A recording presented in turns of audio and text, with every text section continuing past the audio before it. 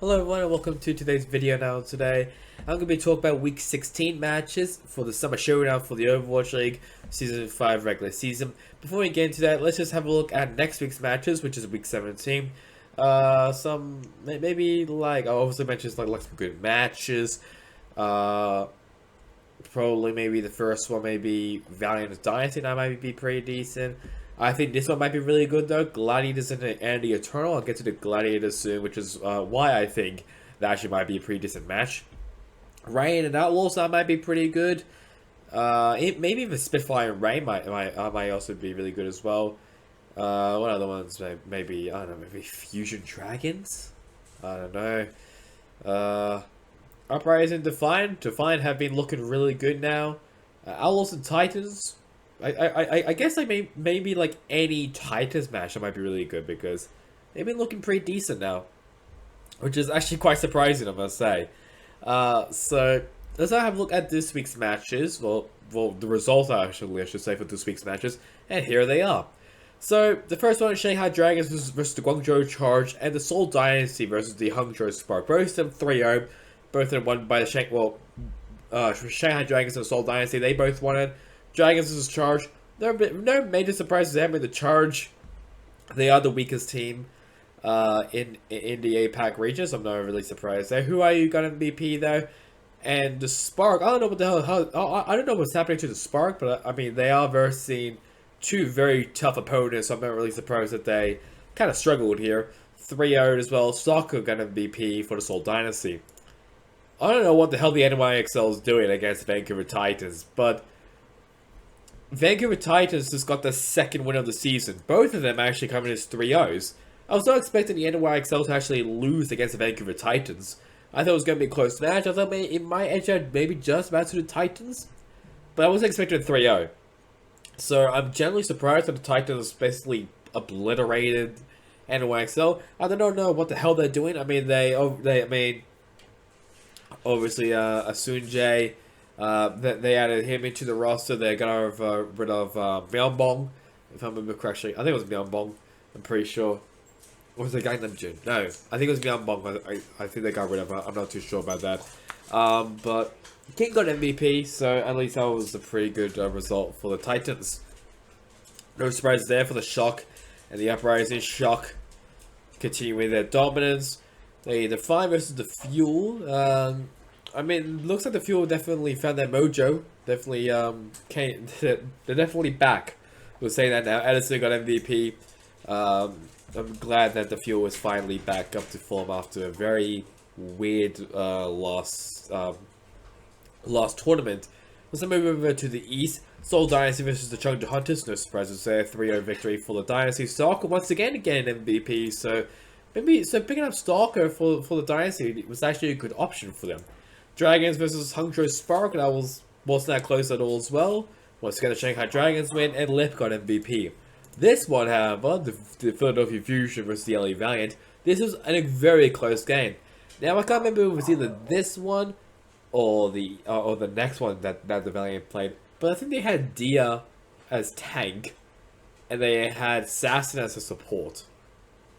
Now, obviously, if you know, Dia does not play tank, and Assassin does not play support. Dia is obviously a DPS player, Assassin is also a DPS player. Well, actually, no, never mind. Assassin is a tank player, but he can also play DPS. I mean, it's kind of weird. I think it was DPS, I'm pretty sure, because I know he used to play a role which wasn't tank before he switched over to the tank role. But the Fusion won either way. Zest got MVP. 3-0 victory for the London Spitfire against Houston Outlaws. Backbone, he's actually surprised me this season. He might be a contender of Rookie of the Year if Proper obviously didn't exist. What is happening to the Gladiators? They struggled a lot against the Shark. I think they also picked up Happy from the Justice, while the Rain picked up was it Vigilant? I think. So I think the Rain picked up Vigilant. I can't remember, but obviously I will have a look after when I talk about the results and the standings as well for the Summer Showdown, because two teams are confirmed to be in. One of them being the Shock. The other, and currently one team is confirmed to be eliminated. that being the Gladiators. So the Gladiators would not be defending their titles as the best team in the world. I actually don't know if it's going to be regional or if it's both regions playing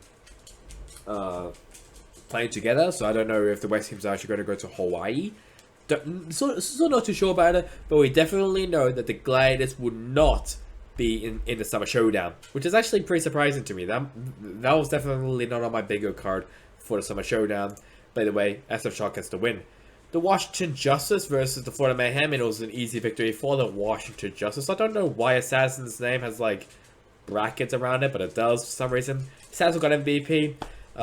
Good job for Justice, who was the guy who obviously sold 2 of their players because of recent rumors that I don't really want to get into it. I'll be honest. It's like I think it's about like money issues, and I think Pre might be leaving the Justice as well. There might be also a new roster that might be coming in very soon, which involves like former Overwatch League pros like Ben Best and Logic, so that'll be really exciting. But we'll see. Well, I'll maybe make a separate video about that. I'm not too sure. This one, the Guangzhou Charge versus the LA Valiant, and this once again went back and forth. Obviously, the Charge, they picked up 3 new players. That being Jimmy, Prita, I'm pretty sure, and Zerosas, formerly known as Evos Hall. Jimmy got MVP, which is really good, so I'm really happy for Jimmy. And Valiant, once again, very, very close, but they did actually make it competitive, so that's good enough, though. And finally, the Chengdu Hunters versus the Philadelphia Fusion. I don't know what the hell the Fusion was doing here. The Chengdu Hunters gets an easy 3-0 victory against the Fusion. Leaf got MVP. The Dallas Fuel versus the Boston Uprising. It was the Dallas Fuel winning that one with the Boston Uprising 3-1 victory. Sparkle got MVP. The Atlanta Rain gets an easy 3-0 victory against the Paris Eternal. The new Paris Eternal. I'll also talk about that after this. Kai got MVP. And then the Toronto Defiant versus the LA Gladiators, and this basically sealed the deal that the Gladiators would not be going to the Summer Showdown tournament. Although got MVP, so I mean at least he's also improved from his time with in the Spitfire. But very surprised. I don't know what's going on with the Gladiators. It's very, very strange over there. So now have a look at the standings, and I did confirm that the LA Gladiators are now eliminated from the Summer Showdown. Alongside the SF Shark being in the Summer Showdown is the Dallas Fuel. This standings for the West region is crazy. So in 3rd place is the Toronto Defiant, so I'm expecting them to be in the top 3. Then the Vancouver Titans and the Washington Justice are currently tied for 4th place. Then we got the Atlanta Spitfire, the Atlanta Rain, and the Houston Outlaws in the top 8. Tied for 9th is the Florida Mayhem and the NYXL. In 11th place, the Boston Uprising. 12th place, the LA Gladiators, who are now eliminated. And 3rd place, the Paris Eternal. So basically, if the Eternal loses that next match against the LA Gladiators, which is why I think this is actually going to be a banging match, then the Eternal will be out of the Summer Showdown. I'm not going to look at Week 18 matches, maybe later. Well, obviously, in the next video about Week 17, I will have a look at those. But keep an eye on the West region, because I think the West region have now turned into the new East region, because the East region, not a lot of stuff is really happening there. Tied for 1st place is the Seoul Dynasty 8 and the Shanghai Dragons.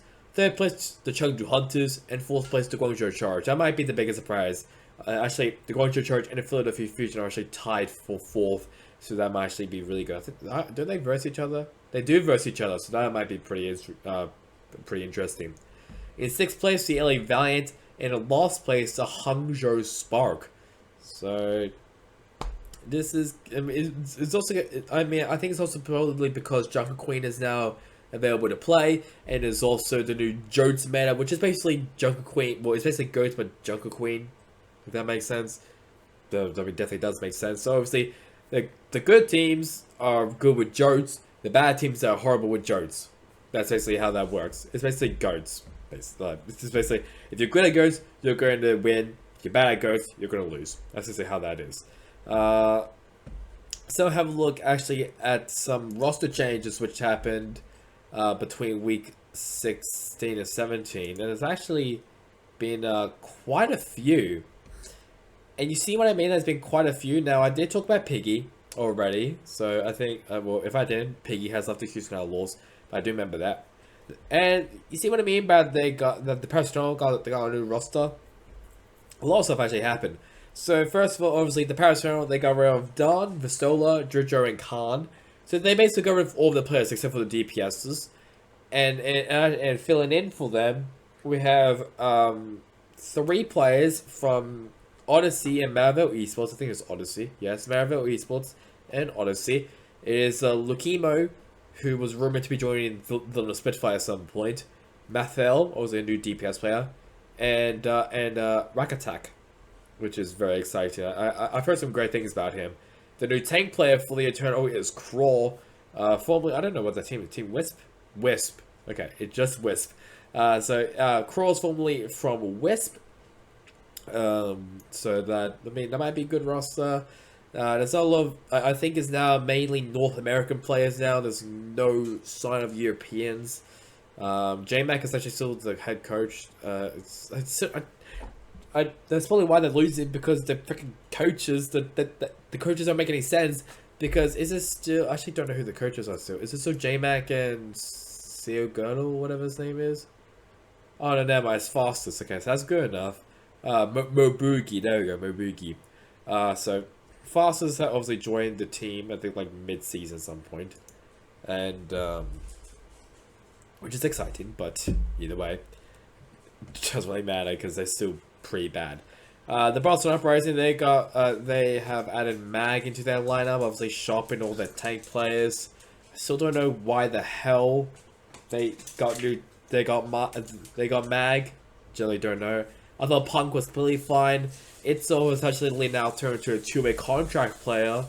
I think that might be the first time that someone was originally no wait. There's been many instances where they're originally a full Overwatch contract, but then they switch over to a 2-way contract. Many times this happened. The Washington Justice also made a lot of changes. Obviously, there was stuff about they were going to sell all of their players. I think of money concerns. I think it was. I'm not too sure. Tydilla, he has left as the assistant coach. Vigilant has joined the Atlantic Terrain. Happy has also joined the LA Gladiators.